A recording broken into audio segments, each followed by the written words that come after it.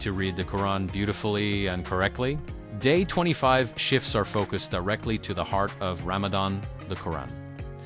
Allah tells us in Qur'an to recite it with care and measured precision. Yet many of us wonder, am I really reading it correctly? This reminder is not about memorization.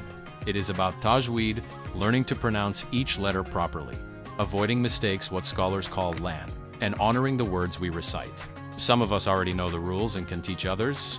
Some of us are still learning and should seek those who can guide us. Either way, Ramadan is the perfect time to begin a correct recitation movement. Practical steps include short tajweed sessions after daily prayers, workplace or neighborhood Qur'an circles, mosque-based learning groups, peer-to-peer correction and encouragement. Ramadan is known as the month of the Qur'an. Reviving correct recitation is one of the most meaningful ways to honor that identity. Beautiful recitation is not about voice, it is about respect for Allah's words. This Ramadan, let's not only read more Qur'an, let's read it better. One letter corrected is a step closer to Allah. If this reminder benefited you, share it with someone who loves the Qur'an. Subscribe to Light of Iman and continue this Ramadan journey with us.